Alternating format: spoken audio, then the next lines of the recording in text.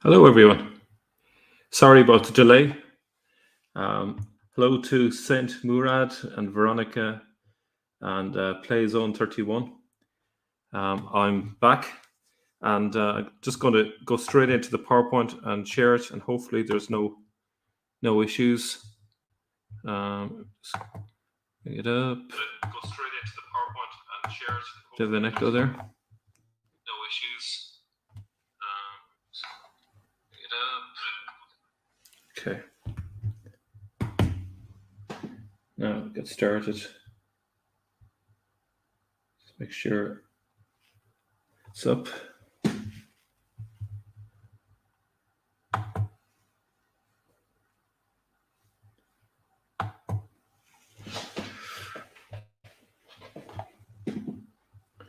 Okay, ready to start. Sorry about the delay. I had to switch computers there. So as you can see from the title of Images and Idols, it's a big, huge topic. I've been looking at it over the past few weeks in different ways, and it's quite a difficult one to break down into chunks, but I've decided I have a good part of it ready, and I thought I'd do this section, call it episode 1, which is in 3 parts. And the topic is really a fresh exploration into the history of how images and statues are viewed by Islam through the direct evidence of artifacts. Now, I will be referring to hadiths, but I don't trust the hadiths. And if you're familiar with the channel, you will know that we've covered over a lot of videos the reasons why the hadiths are not trustworthy. And so let's begin then.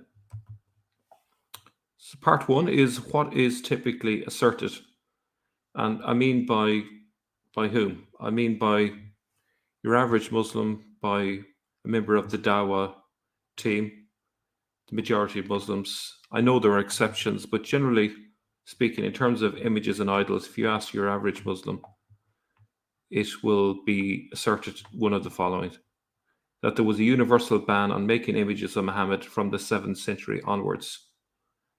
And secondly, there was a universal ban from the time of Muhammad on making images of humans and animals for fear of adultery.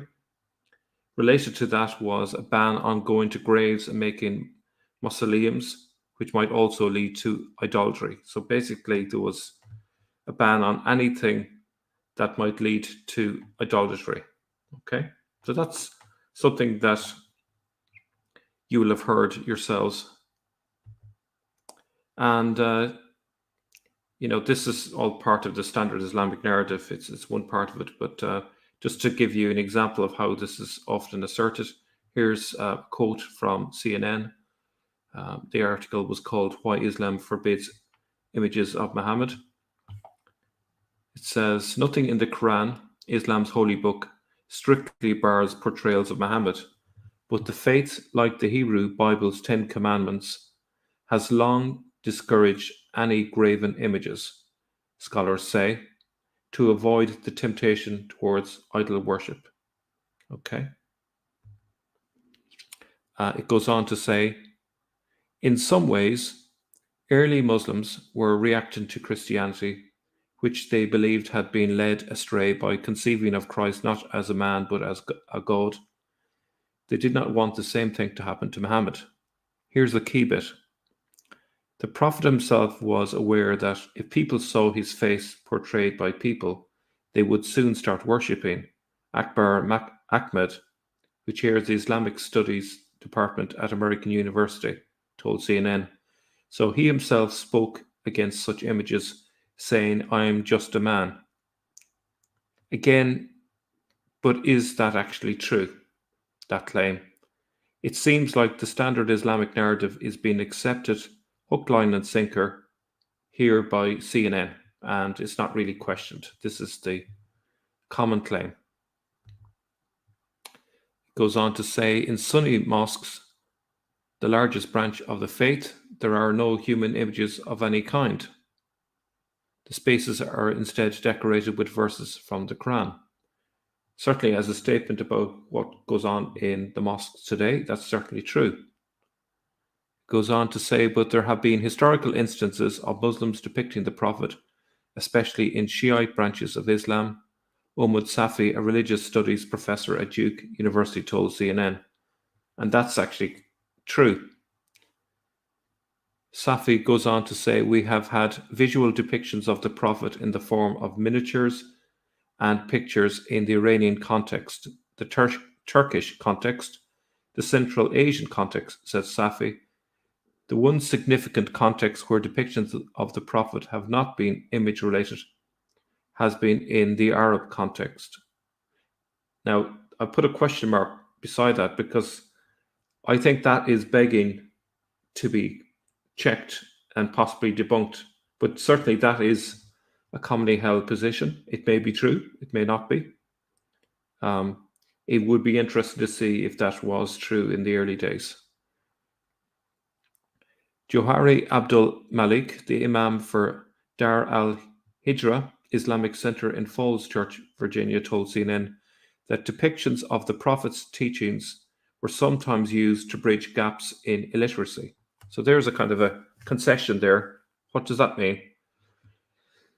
Essentially, I think that's a he, Johari, is saying that images could be used in order to educate the illiterate. And so we could actually imagine that in the early days, at least, images, including perhaps statues, could have been used to depict different scenes from the Sirah, because let's be frank, a lot of people were illiterate.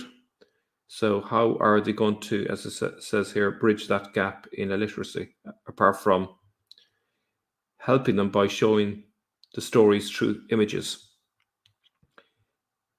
Even historical renditions of Muhammad by Muslim artists were careful not to paint the Prophet in too much detail. Now, the person is thinking of actually a later period, a relatively recent period, during Ottoman times, when the image of Muhammad was done in such a way that the face was not visible.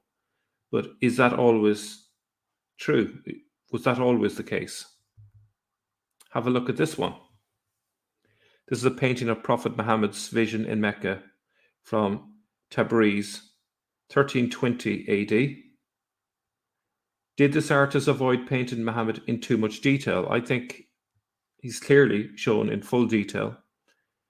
We can even see the blushes on his cheeks, which is something that's mentioned in the Sirah and in the hadiths as well. Okay, so that's a major contradiction of the idea that most Muslims have, which is that images of Muhammad were generally frowned upon and not accepted. But here we have a sponsored picture. This was not someone randomly going against the flow, going against the general opinion. This must have been accepted. It was certainly preserved. And that suggests that there were at least some who were in favor back in what is the 14th century in favor of depicting Muhammad. Now, Sheikh Ibrahim Magra, an imam in Leicester and Assistant Secretary General of the Muslim Council of Great Britain, so in other words, chief spokesman of Muslims in Britain, told the BBC, Islam in general specifically forbids the usage of imagery. Okay, so notice it's the use of imagery in general. And when it comes to depicting the messenger Muhammad, peace be upon him, that prohibition becomes even more relevant. We are not allowed to depict him in any shape, any way, or form. So he there has really just backed up the claim that I made earlier on, that there is a general idea that there was a universal prohibition around images, in particular images of Muhammad. Nasima Begum says views didn't change, but it was 9 centuries before images were covered up. strangely enough. Again, she's a spokeswoman for the Muslim Council of Great Britain. Said views on representations of Muhammad were uniform, and described the sacred art as a historical anomaly. So there's a bit of a contradiction there. It's uniform, and yet this is an anomaly. That's how uniform does she mean? The general view about depicting the Prophet hasn't changed over time, she said. However, contradicting herself, she says, it is believed that he should not be depicted whatsoever. In the 12th and 13th centuries, there may well have been books producing images of the Prophet. However, the very fact that images of his face were covered up in the 16th century or so does show that Muslims were not happy about the depictions and therefore resulted in a veil being used to cover the face. Now, let's just think about this for a second. Books being produced in the 12th and 13th centuries, this is before the printing press. That would have required an awful lot of resources to do that, and so it would have meant that it wasn't just one artist going it alone. It meant that there was a community supporting that artist, supporting that writer in depicting him in various ways like that. So I think she's been disingenuous there. Doesn't the fact that there were books that depicted Muhammad show that some Muslims were happy about that back then, just as she argues some Muslims were later not happy? I think if she wants to say that Muslims were not happy about it in the 16th century, then logically she has to admit that in the 12th and 13th century, there were Muslims who were happy with it. That the logic would have to follow from what she's just said. And so what's interesting is she's trying to claim that views didn't change, and yet, it was only in the 16th century that his face was covered up. Okay? Now, she refers to the 12th and 13th centuries, but was that just an anomaly, or was it that we don't have access to other images that are out there? Maybe there was some in the 11th century. Maybe there were some in the 10th century. Maybe in the 9th century. Who knows? In Baghdad, there was a massive collection of books that were destroyed. I think it was in I'm going to say the 12th century, it might be in the 13th century. So how much was lost during that event? So, we need to keep an open mind. Maybe there was a longer tradition. Certainly, it would seem that there was a longer tradition. If we look at the Shia side of Islam, they seem to have a sense that this was acceptable right up to modern times. So that's a different tradition. So we move on now to part 2.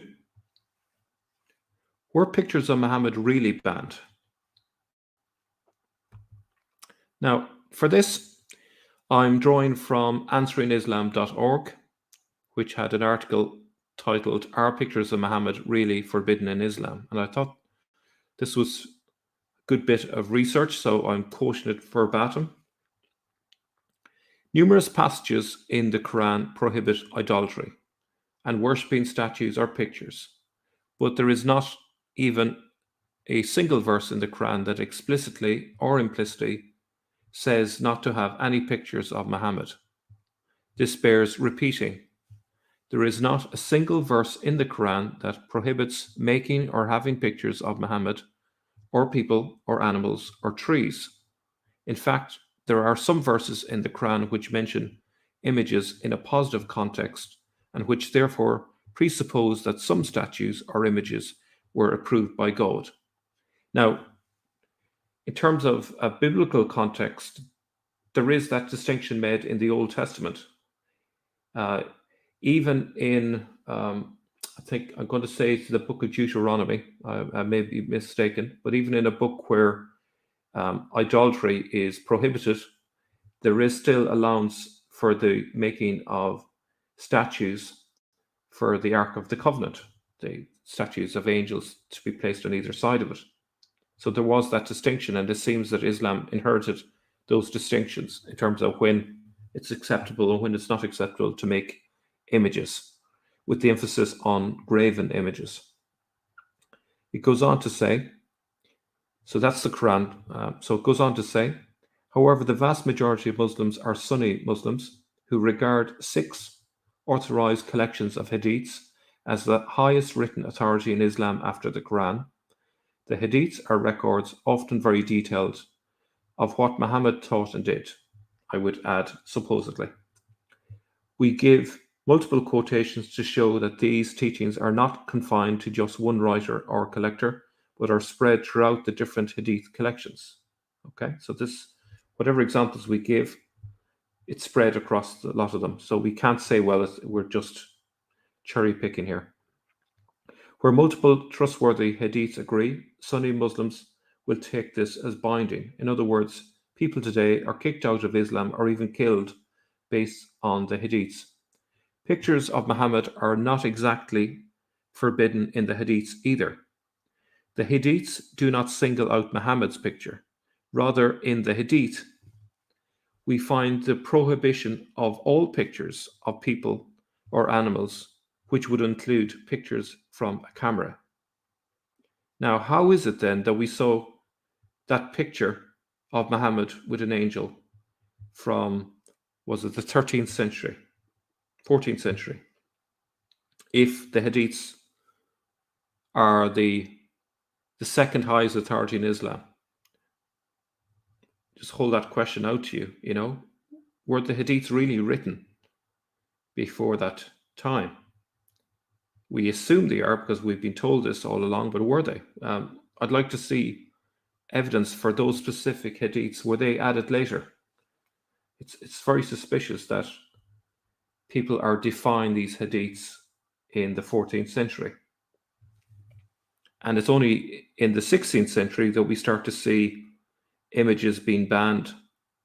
So that's suspicious. And that's when the Ottomans had power across all the different Muslim countries. Now, it goes on. For example, Sahih Muslim Volume 3 says, Ibn Umar reported Allah's Messenger having said, those who paint pictures would be punished on the day of resurrection, and it would be said to them, breathe soul into what you have created. Notice the prohibition was not just against idolaters who made pictures, or even Muslims who made pictures for other reasons, but for anyone who made pictures. So we're not even talking about the iconoclast idea per se, which is a distinct category. We're talking about it more generally. Sahih Muslim Volume 3 gives a little more detail. This hadith has been reported on the authority of Abu Muawiyah, though another chain of transmitters, and the words are, verily the most grievously tormented people amongst the denizens of hell on the day of resurrection would be the painters of pictures.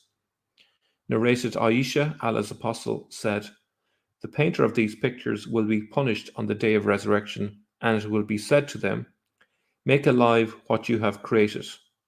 Bukhari, Volume 9. No pictures of people or animals, according to Bukhari. It doesn't finish it there. So it's basically saying you're not allowed to do pictures of people or animals, according to Bukhari. Conclusion is, it is clear that the hadiths prohibit pictures of animals or people, especially in homes. There is no focus on pictures of Muhammad per se. All pictures of people and animals are forbidden. It is a completely general prohibition. So I would suggest that if you were someone who believed in the hadiths, such as a Muslim, you're bound to have to accept that all pictures were banned from day one by Muhammad, and all of these hadiths are claiming that Muhammad taught this and passed this down the chain. Okay? So let's see if we've made that really clear. The hadiths, which are the second highest authority in Islam, broadly teach that the painting of pictures is forbidden, as they say in German. So they're forbidden, and they have been from day one, from the time of Muhammad. Okay? And Muslims accept the hadiths as true and honest with loads of chains of narration so that we can trust them. Okay? So that's the position. Now we move to part 3. This is the last part of our episode today. Early artifacts tell a completely different story to that of the hadiths. Surprise, surprise.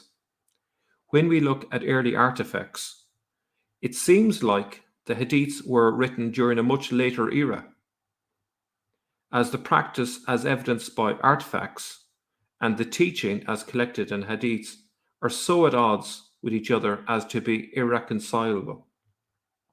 Something is amiss. One easy solution would be to say that the hadiths were simply written at a much later date. And who's to say they weren't? At least the key hadiths, which could have been later interpolations placed into the earlier hadiths. But it is, as we'll see, quite hard to believe that we're talking about the same society when we see what the artifacts were from the time that we can date and that we can be confident of where they were and when they were made and so on, versus the hadiths, which seem to be from a Walt Disney world, a fantasy world, really. They don't seem to relate to the 8th century or 9th century. Okay, so what is the evidence? I'm going to be showing you evidence from the Umayyad and Abbasid periods. While it is unknown for sure if humans or animals were depicted in art inside mosques, in principle, the caliphs took a very relaxed view in their own palaces and they set the agenda. They were the ones pushing the religion of Islam. And if they were really against the creation of images, it's peculiar that in their own homes, they had them all over the walls, as I'm going to show you. So, once again, the hadiths are saying all pictures, all paintings are forbidden, and yet at the very same time that these hadiths are supposed to have existed, the caliphs, who are the leaders of the religion at the time, are not even aware of these prohibitions and are actually doing the complete opposite. Now, for this, I'm going to be drawing from Dr. Beatrice Leal and her essay, Paintings in the Early Islamic World. She is a renowned expert in this field.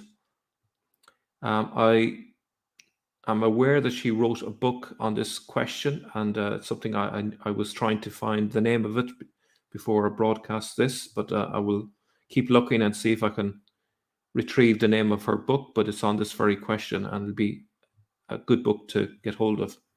But she says, one of the widespread myths about Islamic art is that images of living creatures are banned. It is true that the Quran forbids the worship of idols. An idol was usually understood in antiquity and the Middle Ages in Europe and the Middle East to mean a painting or statue.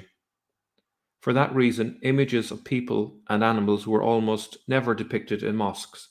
However, in other settings, there were plenty of images of all kinds. In fact, more figural painting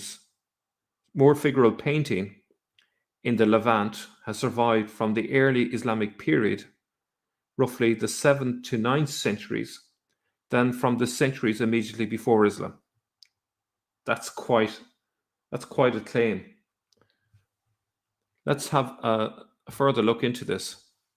So we have the Qusayr Amra in the Jordan from the 730s. The best preserved early Islamic paintings are from the palaces of the Umayyad caliphs and princes. These mostly date to the first half of the 8th century, starting with the most impressive, the bathhouse of Qusayr Amra in Jordan, which was built for the Prince Al-Walid ibn Yazid. It has an audience hall and a suite of 3 bathrooms, and the walls of every room are painted with an amazing assortment of scenes, which I'm going to show you. This is it from the outside. It's like something straight out of Star Wars. I'm sure they probably got inspiration for that movie from this. Okay, so that's the outside, but it's what's in the inside that's of interest. Have a look at this picture here. Does it look like there were hadiths at that time that prohibited the painting of human images? How do we explain this? Were the caliphs just decadent hypocrites? Probably were, in fairness. Or were hadiths on this subject a later invention? I think actually maybe it's both. I can't imagine at the height of Islamic fervor in the early 8th century, just 100 years after Muhammad supposedly lived, that people were happy to have images like this, particularly in the caliph's palace. And these had audience halls where people visited on a regular basis. If there was a general prohibition, surely this would have caused major havoc for the caliphs. Surely this would have caused a rebellion. It's very peculiar. And we have here not just an image of a man, we have an image of a practically naked man, almost fully naked. Okay, and there's a figure there going off to the side, which could be either a male or a female. It's hard to say. Seems to be draped with a blanket or a towel, maybe after coming out of the water. And there are crowds of people looking on in the background. This is scandalous stuff for the 730s. How is it possible that at that time they had pictures on the wall which were akin to what the Romans had 700 years earlier, without any seemingly awareness of prohibitions that are contained in hadiths, supposedly spoken of by Muhammad originally? So there's a big problem. She goes on to say, and unfortunately I wasn't able to find the picture that she was referring to here in this one, but she says, in the middle of one wall of the audience hall, a semi-naked woman stands at the edge of a bath. She is watched by a group of men on a balcony, some of whom point at her, and one dressed in a bright blue robe on the far left leans forward over the railings to get a better view. A figure stands behind the bather, also gesturing at her, and another woman's head can just be seen above, peering down from a little window. No one is sure what the scene means, but it is full of drama. Perhaps some of the figures were portraits of real people. Maybe the man in blue is Al-Walid himself, or perhaps they represented the more abstract concepts or qualities. Now, it strikes me reading that this image, which appears to me to look like a man, certainly that looks like a male chest, maybe this was in fact a woman, which makes it even more scandalous than what I depicted. Bit of a very masculine looking woman, if it is a woman. I suppose it's not beyond the bounds of possibilities there. But yeah, an amazing thing to find inside a caliph's palace. Now we have here a portrait of Al-Walid ibn Yazid on the south wall of the west aisle of the audience hall, again from the 730s. As you can see, he's depicted on his divan, and he's, in typical sort of Roman pose, leaning on his side. And he's sort of giant size in comparison to the others. I won't go so far as to say it's an idol, that, this image, but it certainly does kind of create a kind of cult personality around the caliph with that massive image, probably a propaganda image, probably meant to impress the visitors. So quite incredible if images of people were meant to be banned. Now, of course, this is not in a mosque, but if the general principle is that images of people and animals might lead to idolatry, surely self-aggrandizements like this would have a temptation associated with them of adultery. Now she goes on to say, on other walls at Qasr Amra are portraits of the patron and images of kings, wrestlers, hunters, fishermen, dancers, musicians. I thought music was banned. And mythological characters. There is also a painted star chart in the dome of the sauna with the symbols for the Greco-Roman constellations. Now, this is a very Roman type of setup here when you have baths and saunas and all sort of things. These are the sort of places that all sort of sordid things like orgies and so on tended to take place in. A very strange sort of world for a caliph to be in. And here's another one. This is quite raunchy and quite scandalous. 100 years supposedly into the Islamic period, topless images of women are proudly on display in the caliph's palace. So much for the prohibition on images. And here's another. Now, I could probably criticize the artist for doing a very poor job there. I think a 5-year-old could probably do a better job. I think if the caliph was charged any money for these paintings, I think he was robbed. But in any case, we could see that there are images being made of people in his palace. Here's another two. I think this is probably a male and female, judging from the eyes. I think that's a woman on the right. And as you can see, they're fully naked, wrapped in their bathing towels. And again, this is in the audience hall. So this is not a private place. This is a place where the caliph would have brought in guests and they would have seen all of these paintings. So this is not something hidden in secret. Now, in terms of these places, these palaces were not necessarily in the middle of towns. They were out in the countryside, but visited by people, particularly the elite. So this was not isolated to one place or to one palace either. She goes on to say there were probably equally varied wall paintings at the Palestinian palace and bathhouse of Kurbat al-Mafjar, based on the fragments remaining, which show pieces of people, animals, and buildings. So this wasn't a one-off. What about this one? But I bet they had no statues or figurines, as that'd be shirk. We'll have a look at this one. A very nice looking bikini bottom there on the statue.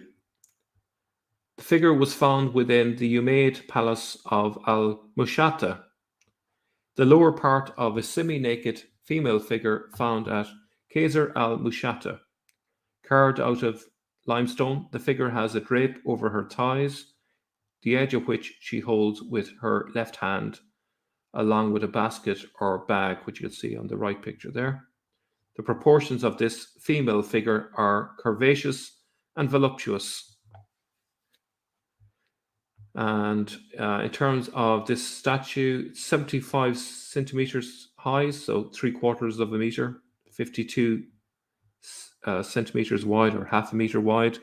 And it's broken, as you can see, so there was probably a full statue. Perhaps the top half was too much for later generations and it was destroyed. Who knows? And the source is there. So there were statues in the 8th century, right smack in the middle of Umayyad palaces. How scandalous. And then we have the Qasr al-Hayr al-Harbi, I think it's pronounced al-Harbi, or is it al-Garbi? I think it's al-Harbi. The palace, also called Qasr al-Hayr West, was built for the Caliph Hisham, and among its decorations were 2 huge frescoes on floors, One of the panels show vine scrolls, centaurs, and a woman carrying fruits in a cloth. She is probably the classical figure, Gaia or Gaia, a personification of the earth. Let's have a look at that one. There we have it there. Now, if it is Gaia, that's essentially an idol on the floor straight off, a goddess, but we're not sure on that one. But he doesn't seem to be aware of the strict prohibition on images either. This is dated to 727, even closer to the time supposedly of Muhammad. And what about this one? Again, in the same building on the second floor, it shows musicians and a hunter on horseback, and is more Sasanian in its style and content. For example, the hunter's flowing scarf headdress was adopted from elite Sasanian fashion. This would go to give us additional evidence to arguments that we've made on this channel on previous occasions that the leaders were in fact Persian. May not have been necessarily Sasanian, but this certainly would support that claim, which is also found in the Chinese sources that says that the first 14 kings of the Islamic Empire were Persian. So there's your evidence in Syria. Okay. If there were a universal prohibition against images of people, how would this impress devout visitors? You know, like what we've just been looking at. She says, palaces like these were usually outside cities, but they were often near main roads and so were relatively easy for their patrons to visit. They would have been used as temporary retreats, holiday homes, and probably also as sites of display, places for the Umayyad aristocrats to entertain and impress visitors. Grand paintings would have helped to create the desired atmosphere of luxury and sophistication. Now, what we're talking about here is that at the same time as hadiths are supposed to be in circulation, whether in written form or orally, the caliphs seem to be completely defying all of this, or perhaps these hadiths just simply weren't there, these hadiths which prohibited these images, because something does not add up. And nope, it didn't end with the Abbasids either. She tells us that at another Umayyad site, Qasr al-Halabat in Jordan, the wall paintings include plant scrolls framing mythical simurgs or sinmervs, beasts with lions' paws and peacocks' wings. Medallions inhabited by little animals and people were also found at the 9th century Abbasid palatial complex of Samarra, along with some larger compositions such as a pair of dancing women pouring wine into bowls. So you can see this was not just a Umayyad thing. This happened even during Abbasid times and presumably carried on. And look, the fact that it includes women pouring wine into bowls.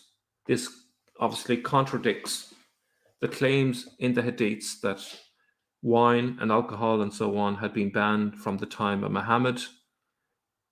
Here they are celebrating wine in pictures inside the caliph's palaces.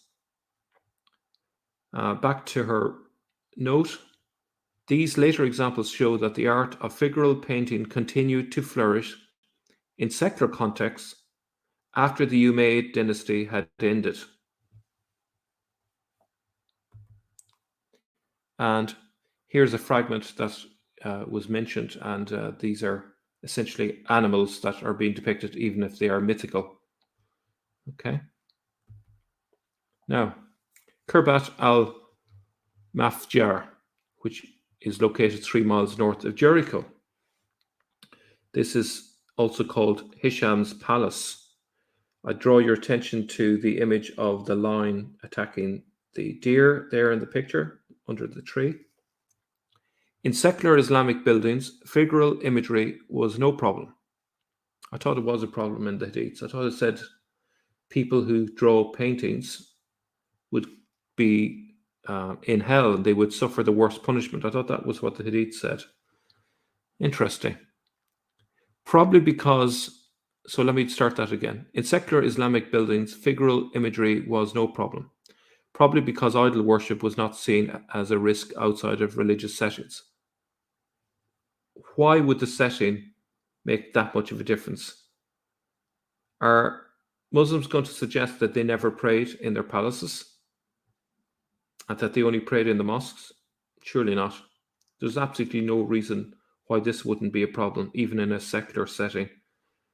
And I don't think Muslims ever really make a secular religious distinction. Christians do. I don't think in Islamic society there was that strong of a distinction between the two sides. But in any case, below is floor mosaic from Kirbat al-Mafjar. Scenes of animal combat were common in Byzantine floors in the region. So this would have been a familiar commission for the artist, but it may have been given a new meaning here. The line probably stands for the caliph and patron of the building, since lions were symbols of power, and the room was used by the patron to receive guests. So it's basically bigging themselves up, essentially making an idol of the caliph, saying what a great guy he is. But maybe I'm going a bit too far by referring to it as an idol, but it's not far off. And what about this? Again, it's in Hisham's palace. Okay. Statues, animals in the palace of a caliph in the early 8th century. Now, okay, these were not in a mosque, but they were contained in a palace in a compound which also had a mosque. And many times, mosques were part of the larger building, in which part of it was the caliph's palace. So this is really kind of bending the rules, if there was such a rule. If we're talking about idolatry being a drug, this is surely the gateway drug into a world of idolatry. If you get used to this sort of thing in your home, in your palace, which according to the hadiths was meant to be prohibited, surely this might lead to idolatry in other places like the mosque. And back to Sheikh Ibrahim Magra that we mentioned earlier, he says, Islam in general specifically forbids the usage of imagery.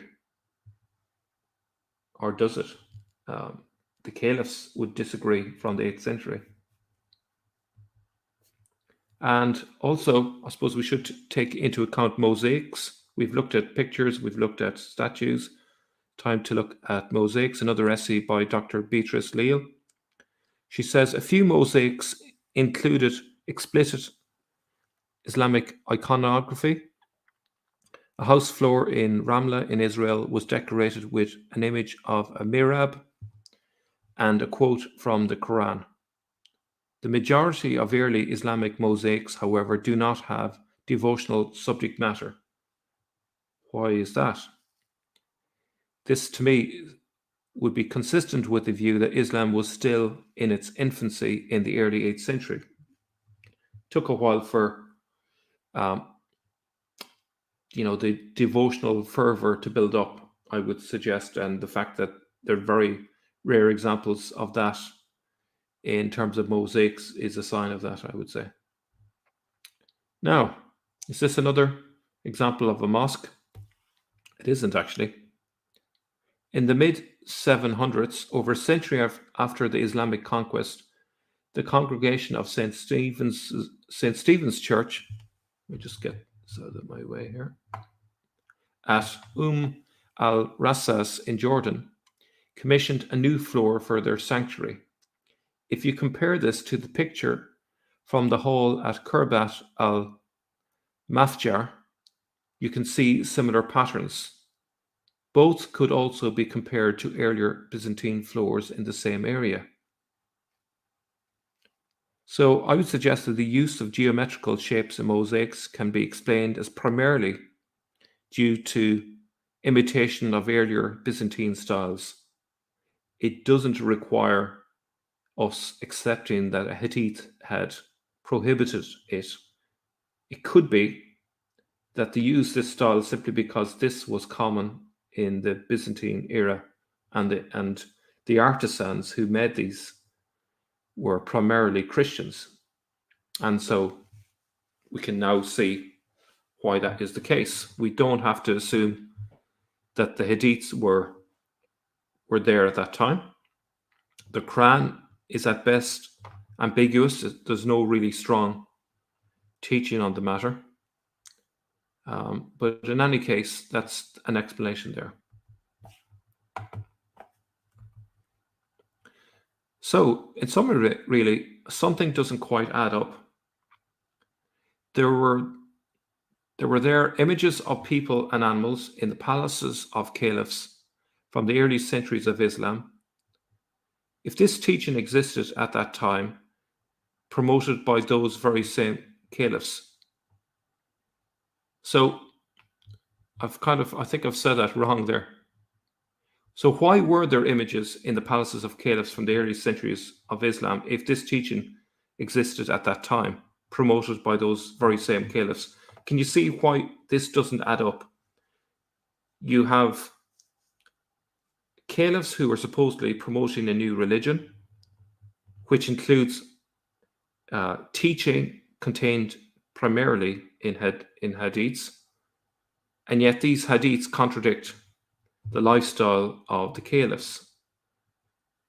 Now, the caliph's lifestyle might be pretty much typical of most people at that time.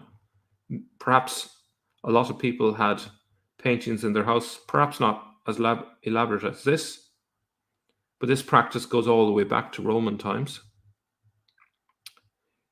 Do we know for sure when specific hadiths were written? Like, that's the real clincher.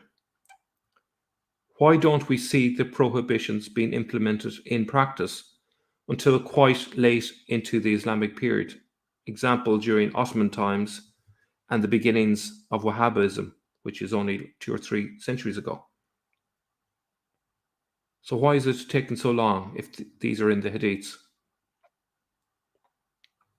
Popular devotion was against these prohibitions, and one proponent of these prohibitions, Ibn Taymiyyah, was jailed.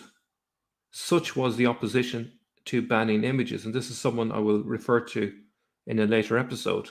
So not only I'm suggesting not only was the evidence that there weren't these prohibitions, but whenever someone tried to propose these prohibitions, like this Ibn Taymiyyah, he was jailed because he was so off the mark, and this idea of his was so unpopular, and probably viewed as a crazy idea to ban these images. So, my conclusion then: this is a snapshot of life in the early 8th century, when Islam was beginning to emerge. A lot of potential evidence has been lost over the centuries for various reasons. Example, intentional destruction, which we have seen lots of examples of right up to modern times. But enough has survived to give us an accurate depiction of the views held by the elite at that time, the same people who were promoting Islam among the masses. It doesn't appear likely that there was a universal prohibition on the making of pictures of people or animals as asserted by the hadiths.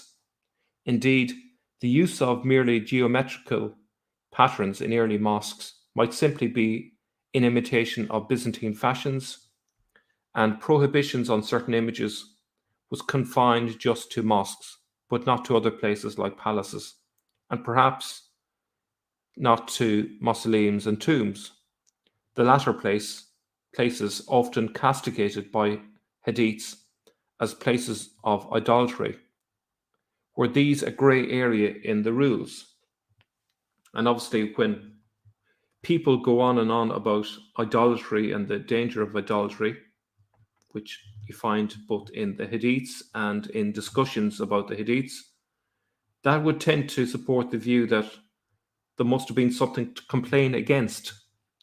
If no one was making idols, if no one was making pictures of Muhammad and so on, why would they keep going on about it?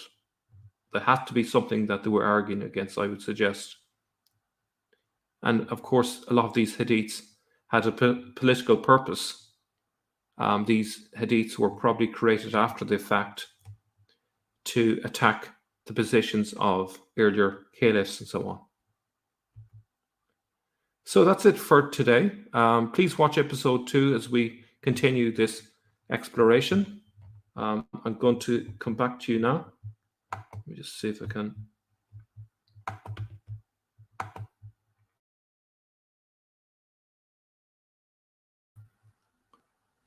I'm back.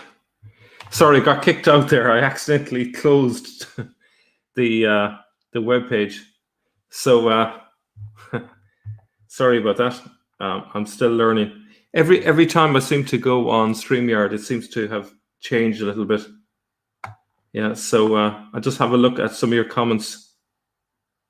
I closed one too many pages. Yes, apostate Russ, exactly. So this is one awkward long pause there. So that's it. I think I'll end the broadcast.